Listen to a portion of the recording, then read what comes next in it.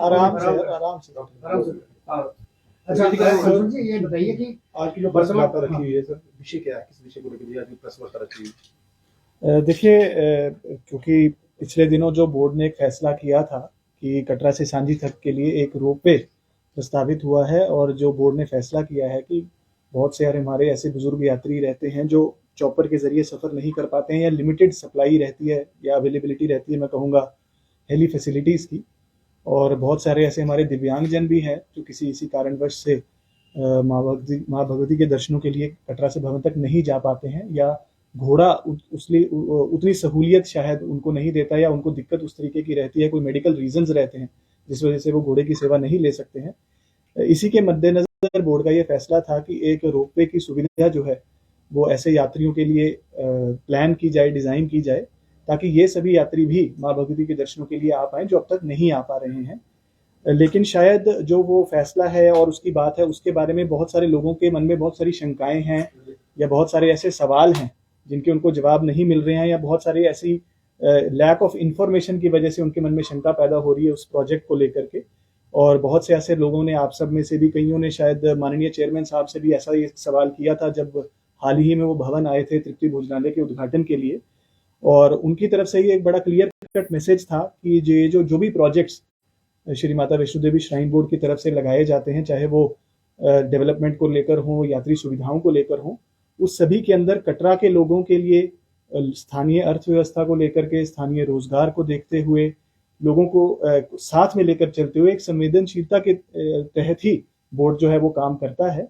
और किसी भी तरह की शंका जो है हम लोगों को इसके बारे में नहीं रखनी चाहिए कि इसका उद्देश्य क्या है। इसका एक उद्देश्य है कि जैसे बुजुर्ग यात्री या सीनियर सिटीजन, स्पेशली एबल्ड या मेडिकली अनफिट जो लोग हैं, जो माँ भगवती के दर्शनों के लिए जा नहीं सकते हैं, या पैदल नहीं जा सकते हैं, घोड़े के जरिए नहीं जा सकते हैं, या चॉपर की टिकट्स उनको अवेलेबल नहीं रहती हैं, उनकी सुविधा के लिए जो है ये रोपवे जो है वो प्लान किया जा रहा है। और उसकी डिजाइनिंग भी अभी एक प्रीलिमिनरी स्टेज पर है। तो बहुत सारे ऐसे न्यूज आर्टिकल्स या बहुत सारे ऐसे वीडियोस सर्कुलेट हो रहे हैं कि शायद 5 मिनट में चले जाएंगे, या 50,000 लोग या 30,000 लोग चले जाएंगे।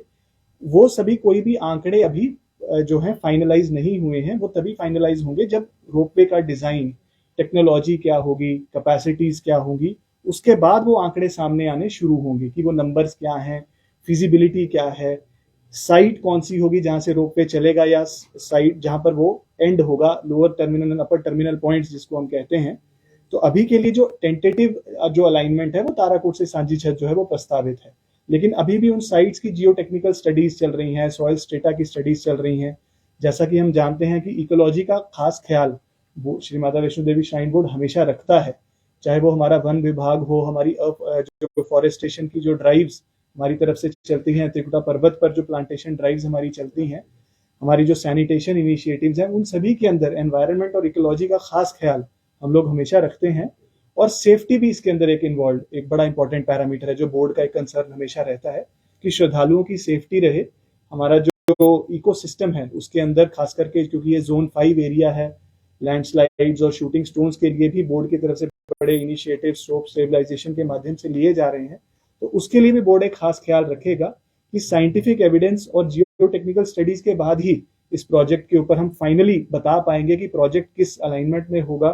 प्रोजेक्ट के अंदर क्या पैसेंजर्स की या पिलग्रिम्स की कैपेसिटीज होंगी, क्या टाइमिंग्स रहेंगी, स्पीड ऑफ द रोपवे क्या होगा, टाइमिंग ऑफ ऑपरेशंस क्या होंगी, टेक्नोलॉजी कौन सी यूज होगी। उन चीजों के ऊपर जो है बहुत सारी जो प्रोस्पेक्टिव कंपनीज हैं उनको हमने इनवाइट किया है जो अपने सुझाव देंगी, और स्थानीय लोगों से भी इसके बारे में हम बात करेंगे, और उसके बाद ही जो है प्रोजेक्ट को फाइनलाइज किया जाए। लेकिन अगर जैसे आपने बताया कि ताराकोट और संसद के बीच का जो सर्वे जो है वो चल रहा है और लोकेशन, अगर बाय द वे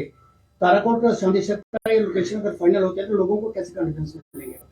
देखिए, ऐसा है कि अभी अलाइनमेंट फाइनलाइज करना वो एडमिनिस्ट्रेटिव फैसला नहीं है, वो टेक्निकल फैसला है। उसके लिए जो टेक्निकल कंपनीज हैं वो सिर्फ वही एक ऑप्शंस बता सकती हैं कि ये अलाइनमेंट्स जो है वो फीजिबल अलाइनमेंट्स हैं, क्योंकि उनको लाइन ऑफ साइट भी देखना है कि क्या लोअर और अपर टर्मिनल एक ही साइट में है, उनको रेस्क्यू पॉइंट्स भी देखने हैं कि मान लीजिए खुदा ना खास्ता कोई ऐसी दुर्घटना कुछ होती है, रोपवे किसी कारणवश रोकना पड़ता है, तो क्या हम उस ट्रॉली से लोगों को रेस्क्यू कर पाएंगे, बीच में कोई नाला या कोई ऐसी डीप गॉर्ज या वैली तो नहीं है। तो ऐसे बहुत सारे पॉइंट्स हैं जो वो टीम ही बता सकती है, और जब अलाइनमेंट फाइनल होगी उसके बाद ही हम आगे इसके बारे में बात सर ताराकोट से और भी कोई जगह जो है चिन्हित की होगी, जो आइडेंटिफाई की होगी जहां से रोपवे लगेगा, क्योंकि ताराकोट ही है। और लोगों में इस बात को लेकर भी संशय बरकरार है कि जो बोर्ड है उन्होंने टेंडरिंग कर दी गई है और जो आने वाले दिनों में जो है वो रोपवे है साजिश से वो ताराकोट से साजिश तक ही लगेगा। देखिए, ऐसा मैंने जैसे पहले भी बताया कि टेंडरिंग की प्रक्रिया है प्रपोजल्स इनवाइट करने के लिए, जिसके अंदर जो प्रोस्पेक्टिव कंपनीज हैं हमें ये बताएंगी कि कौन सी टेक्नोलॉजी है, जैसे मोनो केबल टेक्नोलॉजी है, बाई केबल है, 3S है, बड़ी सारी रोपवे में टेक्नोलॉजीज आज की डेट में अवेलेबल है। कैबिन साइजेस अलग अलग अवेलेबल हैं, कोई 4 की कैपेसिटी, 6 की, 10 की, डिफरेंट कैबिन साइजेस भी अवेलेबल हैं। फिर विंड स्पीड की, हवा की दिशा किस डायरेक्शन में रहती है, पहाड़ी की किस डायरेक्शन में कैसी रहेगी, विंड स्पीड हमें कितना हमारी स्पीड को लिमिट करेगी। तो बहुत सारी ऐसी जो डिस्कशंस हैं वो उसके बाद होंगी, कितने टावर्स आएंगे इस पूरी अलाइनमेंट में। तो जब तक उनके प्रपोजल्स नहीं आ जाते हैं और हम ये सारी चीजें फ्रीज नहीं कर लेते हैं, तब तक प्रोजेक्ट को फाइनली बताया नहीं जा सकता कि प्रोजेक्ट किस स्टेज पर है। पर जो मैंने आपको जो एग्जांपल मैं आपको देना चाहूंगा वो ये है कि अभी के लिए हमारा एक रोपवे के साथ एक्सपीरियंस है, क्योंकि भवन से भैरव एक रोपवे हमारा पहले से पिछले 4 साल से चल रहा है, और मैक्सिमम उसके अंदर 6,000 लोग, 5,500 लोग किसी दिन जो है भवन से भैरव तक का सफर कर लेते हैं, और वो सिंगल कैबिन है जिसमें 45 लोग जाते हैं। तो जबकि हम मैक्सिमम आवर्स ऑफ ऑपरेशंस के अंदर काम कर रहे हैं, तो वो मैक्सिमम 5,500 6,000 जो है संख्या के अंदर पिलग्रिम्स आज की डेट में जा रहे हैं। तो मैं नहीं समझता हूं कि जो संख्याएं कई बार हम फ्लोट कर देते हैं कि शायद 15,000 लोग जाएंगे या 25,000 लोग जाएंगे, वो हमारी जो है लिमिटेशंस के बाहर हैं। जो चीजें जिसकी हम बात कर रहे हैं वो तभी फ्रीज होंगी या फाइनलाइज होंगी जब हम टेक्नोलॉजी को फाइनलाइज करें। सर एक चीज और नगरवासियों में इस चीज को लेकर रोष है कि जो नेशनल हाईवे है वो उसको ताराकोट के साथ मिलाया जा रहा है, मैथोलॉजिकल पार्क है वो भी ताराकोट में मिल रहा है, और कहीं ना कहीं नगर को बाईपास किया जा रहा है श्राइन बोर्ड की तरफ से। देखिए, ऐसा है कि नेशनल हाईवे बोर्ड का प्रोजेक्ट नहीं है, expressway Delhi Katra expressway national highway authority of India का प्रोजेक्ट है, और उनकी अलाइनमेंट उनकी तरफ से तय हुई है। जो स्पिरिचुअल थीम पार्क की आपने बात करी, उसके अंदर भी 3 प्रोबेबल साइट्स हैं। तो वही मैं कह रहा था कि कई बार लैक ऑफ इंफॉर्मेशन की वजह से भी गलत चीजें ऐसी चली जाती हैं। उसके अंदर भी 3 साइट्स हमने चिन्हित की थी, क्योंकि वो लैंड अवेलेबिलिटी एक उसके अंदर इश्यू है। उसके अंदर 50-60 हेक्टेयर से कम के लैंड में एक अच्छा थीम पार्क, जिसके अंदर अब ज्यादा से ज्यादा यात्रियों को, हर वर्ग के लोगों को अट्रैक्ट करें, उससे कम में नहीं बनता है, क्योंकि उसके अंदर आपको ओपन स्पेसेस भी चाहिए, 3D थिएटर्स, ऑडिटोरियम्स भी चाहिए, उसके अंदर लाइट एंड साउंड शो का प्रावधान भी करना है। जो भी मुख्तलिफ हमारे जैसे स्पिरिचुअल थीम पार्क्स में हमारी फैसिलिटीज रहती हैं, जो स्टेट ऑफ द आर्ट, जैसे माननीय अध्यक्ष महोदय का एक इच्छा है कि उस तरह की फैसिलिटी हो जिसके अंदर टूरिस्ट को 2 या 3 दिन कटरा में स्टे करने के लिए हम प्रेरित करें, प्रोत्साहित करें, और साथ ही स्थानीय लोगों को भी उस थीम पार्क में लाएं। सिर्फ यात्रा को ही ना अट्रैक्ट करें, बल्कि जम्मू, उधमपुर, कटरा जो भी 50 किलोमीटर में दायरे की स्थानीय पॉपुलेशन है वो भी वीकेंड्स पे आए और थीम पार्क के अंदर जो है उनके लिए एंटरटेनमेंट के साधन रहे। उसके लिए भी 3 प्रोबेबल साइट्स हैं। उसके अंदर ताराकोट एक साइट है, सरली हेलीपैड हमारी एक दूसरी साइट है, तीसरी हमारी नारायणा हॉस्पिटल के पास एक तीसरी हमारी साइट है, ताकि उधर से भी लोग आ सकते हैं। तो उसके अंदर भी जो डेवलपर्स हैं, जैसे मैंने कहा, वो आकर के बताएंगे कि कौन सी साइट उनको सबसे ज्यादा कमर्शियली वायबल लगेगी, ताकि इकोनॉमीज जो है वो ज्यादा बढ़ें। और जहां तक लोगों की आपने बात कहा कि टाउन को बाईपास करने की कोशिश की जा रही है, at the end of the day towns generally अपने आप एक्सपैंड करते हैं, और उसी तरीके से टाउन्स का जो है इकोनॉमिक पोटेंशियल भी एक्सप्लॉइट होता है।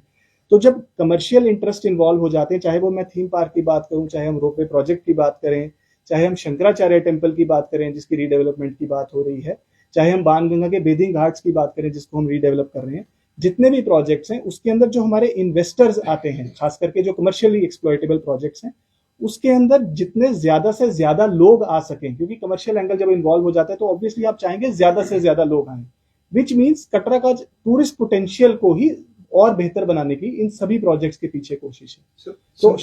बता, शंकराचार्य को लेकर जो प्रोजेक्ट लगा हुआ है, इसके अलावा सर श्राइन बोर्ड और कौन से प्रोजेक्ट जो कटरा में नहीं लेकर आ रही है? देखिए, सबसे पहला शंकराचार्य मुद्दे काफी इंपॉर्टेंट मुद्दा था, और आप सभी से भी पहले भी बात हुई थी कि शायद पिछले 30 वर्षों से उस प्रोजेक्ट के ऊपर कुछ बहुत खास प्रगति नहीं हो पाई है, और लोगों की आस्था भी जुड़ी है, और बहुत स्थानीय शहरियों की भी जो उस इलाके में रहते हैं उनकी भी एक आकांक्षा थी, अपेक्षा थी। क्योंकि मैं भी गया था रिसेंटली, तो लोगों ने काफी इसके बारे में मुद्दा उठाया था कि इसको रीडेवलप करने की जरूरत है, तो ताकि as a pilgrim destination, as a religious destination Katra और भी तरक्की करे आने वाले समय में। तो उसी को मद्देनजर माननीय अध्यक्ष महोदय ने पिछली अपनी विजिट में उसको अनाउंस भी किया है कि उस टेम्पल को हम डेवलप करेंगे, और बोर्ड ने भी एक कंसिडर्ड डिसीजन लिया है। उसके लिए हमारी टेक्निकल टीम जो है अगले कुछ दिनों में आने वाली है, और उसकी डेवलपमेंट के ऊपर हम काम शुरू करेंगे, ताकि उस एक्सिस को भी हम डेवलप करें। और यात्रियों का जो स्टे है जैसे शहर के अंदर है, क्योंकि हमारे पास अब कैपेसिटीज हैं कि हम उतने यात्रियों को एंटरटेन कर सकते हैं 1 दिन 2 दिन 3 दिनों के लिए। हमारे अलाइड रिलीजियस सर्किट जैसे शिव खोड़ी है, वहां पर भी इसी तरह की डेवलपमेंट्स के अंदर काम चल रहा है, चाहे वो गंडोला की बात हो या अलाइड फैसिलिटीज की बात हो। तो उसको as a religious tourism circuit कैसे डेवलप करें, उसके ऊपर बोर्ड काम कर रहा है। एक बात होता है सर, सेक्टर 5 जोन खतरनाक जोन में जो है ये पूरी चेंज जो है जो की जो आती है जोशीमठ का अगर की हम बात करें, कुछ हिल एरियाज डोडा में भी वहाँ क्रैक्स वगैरह जो भी जो सूचनाएं आ रही हैं, माँ वैष्णो देवी के त्रिकूट पर्वत को लेकर लोगों का तो जनरल यही है कि जिस तरह से निर्माण कार्य किए जा रहे हैं, कहीं ऐसा ना जोशीमठ का खमियाजा हम लोगों को सबको भुगतना पड़े। इसको लेकर किस तरह के प्रयास होते हैं? देखिए, बोर्ड बड़ा सेंसिटिव है डिजास्टर रेजिलियंस को लेकर के, और ये ध्यान में रखते हुए कि जो कानून प्रावधान है और जो इकोलॉजिकली सेंसिटिव एरियाज हैं उसके अंदर नॉर्म्स के हिसाब से ही किसी भी तरीके की कंस्ट्रक्शन हो। आपको ध्यान में होगा कि एनजीटी की तरफ से पहले से ही भवन एरिया में पाबंदी लगाई गई है किसी भी नई कंस्ट्रक्शन को लेकर के, एक्सेप्ट उस इमारत के जो हम डिमोलिश करके उसकी जगह रिक्रिएट करते हैं। तो जो दुर्गा भवन है वो उसी बिल्डिंग की जगह बन रहा है जहाँ पहले से ही एक दुर्गा भवन था, और उसी को डिमोलिश करके नई कंस्ट्रक्शन की जा रही है। इसलिए भवन एरिया में हमारा खास ध्यान है कि एनजीटी की जो गाइडलाइंस है उसी के मुताबिक हम काम करें, और जो भी बिल्डिंग्स रिक्रिएट भी की जा रही है उसके अंदर भी जो है क्वेक रेजिलिएंट इंफ्रास्ट्रक्चर के ऊपर ही हम जाएं। और जो पिलग्रिम की कैरिंग कैपेसिटी है हमारे ट्रैक की, उसके लिए भी हमारा जो RFID सिस्टम है वो हमें इंश्योर करता है कि जितने यात्री हमें यात्रा मार्ग पर छोड़ने हैं और कितने सेक्टर्स के अंदर उनकी कैरिंग कैपेसिटी के हिसाब से यात्रा को रिलीज करना है या यात्रा को रेगुलेट करना है, उसी के हिसाब से रेगुलेट किया जा रहा है, और इनफैक्ट रियल टाइम बेसिस पे रेगुलेट किया जा रहा है। तो हम किसी भी वक्त पर ये बता सकते हैं कि भवन में कितने लोग हैं, अधक्वारी सेक्टर में कितने लोग हैं, बाणगंगा सेक्टर में कितने लोग हैं, ताकि किसी भी वक्त ट्रैक के ऊपर जो लोड है अपनी डिजायर्ड या डिजाइन कैपेसिटी से ज्यादा। सर, जैसा कि राज्यपाल साहब उपराज्यपाल साहब ने कहा था कि इस संवेदनशील तरीके से लगाया जाएगा और कटरा के लोगों से बात करके लगाया जाएगा, क्या ये रहेगा? लोगों से भी बात विचार किया जाएगा इससे? देखिए, मेरा आप सभी लोगों से जो बात करने का मकसद आज यही है कि लोगों तक हम सही जानकारी पहुंचाए, और बोर्ड का ऑफिस हमेशा उनके लिए अवेलेबल है। बहुत सारे हमारे लोकल काउंसिलर्स, हमारे रिप्रेजेंटेटिव्स, बड़े मोजेज नागरिक भी हमसे बात करने इस मुद्दे पर आए हैं, और हम यही जानकारी, जैसा मैं जो आपके माध्यम से भी पहुंचाना चाह रहा हूं, वो यही है कि हम सही जानकारी के ऊपर हमें बढ़ने की जरूरत है, और ये समझने की जरूरत है कि जो हमारे बहुत सारे बुजुर्ग और बहुत सारे स्पेशली एबल्ड जो ये दर्शनों के लिए नहीं जा पाते हैं, और बहुत सारे हमारे स्थानीय लोग भी परेशान रहते हैं, जो बहुत से रूटीन में शायद कुछ हर महीने जो लोग आस्था रखते हैं वो जाना चाहते हैं, बट शायद एक कन्वीनियंस मोड ऑफ ट्रांसपोर्ट की वजह से नहीं जा पाते हैं। उनकी तरफ से भी ऐसी बड़ी सारी रिक्वेस्ट हमारे लिए रहती है कि चॉपर में कोई ऐसी रिजर्वेशन हमारे लिए की जाए, या कोई एम्बुलेंस का माध्यम कोई बनाया जाए। तो उन्हीं लोगों के कंसर्न्स को भी इसके अंदर इनबिल्ट रखा जाएगा, जो लोकल लोगों के भी हमारे कंसर्न्स हैं। अच्छा अर्जुन जी, ये बताइए कि कल जैसे एक कॉल दी गई है पुराना रूट जो पंचायत के लोगों द्वारा, बल्कि कॉल एक दिन की दी गई है, घोड़ा पीठू पालकी की सेवा भी रद्द रहेगी। श्रद्धालु जो हैं उनको परेशानी ना हो माँ वैष्णो देवी की यात्रा के लिए कल की हड़ताल को लेकर किस तरह के इंतजाम किए गए हैं? देखिए, बोर्ड के इंतजाम हमेशा वही रहते हैं कि जितनी भी पिलग्रिम सेंट्रिक फैसिलिटीज हम प्रोवाइड कर सकते हैं वो हमारी हमेशा बेस्ट ऑफ द बेस्ट रहे, और उसके अंदर कितने सुधार हो सकते हैं लोगों के सुझाव से, यात्रियों के सुझाव से, लोगों के सुझाव से उसके अंदर इम्प्रूवमेंट्स लाते हैं। और मैं हमेशा से बोर्ड की तरफ से भी और यात्रियों की तरफ से भी, सर्विस प्रोवाइडर्स को भी हमारी यही अपील रहती है कि हम भी जो आने वाले यात्री हैं उनको किसी तरीके की असुविधा ना हो, उसके लिए एक यूनाइटेड फ्रंट हमेशा पेश करें और उनके लिए कोई इनकन्वीनियंस का कारण ना बने। लेकिन अगर हमारे मन में किसी प्रकार की कोई शंकाएं हैं या दुविधाएं हैं कि इस वजह से कुछ ऐसी चीज हो सकती है जो उनके इंटरेस्ट के खिलाफ है, उसके बारे में हमेशा हम रोज चर्चा कर सकते हैं, जब तक कि हम एक कंसेंसस पर ना पहुंचे। और इसके लिए हमें सही जानकारी उन सभी लोगों को देना बहुत ज्यादा जरूरी है। जैसा मैंने पहले भी कहा, हम हमेशा उनके साथ बातचीत करते रहें, ब्रीफ करते रहें उनको, और उनके इनपुट्स लेते रहें, ताकि पिलग्रिम्स के कंसर्न्स भी एड्रेस हों, हमारे स्टेक होल्डर्स के कंसर्न्स भी एड्रेस हों, और ओवरऑल पिलग्रिम फुटफॉल बढ़े। क्योंकि at the end of the day tourism circuit कैसे बढ़े उसके ऊपर हम सबको मिलकर काम करेंगे। मानो बोर्ड का जो मानना ठीक है कि हड़ताल करने से पहले वो आपसे बात करें बोर्ड से। देखिए, मैं कहता हूँ कि हड़ताल की हमें जरूरत पड़े ही ना, बिकॉज हम सभी लोग पिलग्रिम्स को वेलकम करने के लिए यहाँ पर हैं, चाहे वो स्टेक होल्डर्स हैं, चाहे वो कटरा के शहरी हैं, नागरिक हैं, हमारे ऑटो वाले हैं, हमारे होटेलियर्स हैं, हमारे पिट्ठू वाले हैं, हमारे दुकानदार हैं, सभी लोग हमारे, हम पिलग्रिम्स बोर्ड है, हम सभी लोग पिलग्रिम्स को वेलकम और पिलग्रिम्स को सहूलियात देने के लिए हैं। और अगर हमारे आपस के अंदर हम कहीं कहीं इंफॉर्मेशन गैप हमें लगता है तो हम हर रोज बैठ करके सुलझा सकते हैं। और जितने भी प्रोजेक्ट्स बोर्ड के क्यों ना हो, वो सब एक प्रोसीजर के तहत ऑपरेट करते हैं। मान लीजिए हमने अगर रोपवे का डिसीजन आज लिया है तो उसके अंदर भी एक लंबी प्रक्रिया इन्वॉल्व है, उसके अंदर अभी प्रपोजल्स आने हैं, फिर डिजाइन फाइनल होना है, फिर उसके अंदर अलॉटमेंट होनी है, उसके बाद काम शुरू होना है। तो अभी के लिए सिर्फ डिसीजन हो जाना का ये मतलब नहीं है कि कल रोपवे इंस्टॉल हो गया है, तो उसके अंदर एक सीरीज ऑफ स्टेप्स इन्वॉल्व है, उसी के अंदर डिस्कशंस और कंसल्टेशन भी है जो हमारे माननीय चेयरमैन ने बात की। Thank you sir. Thank you.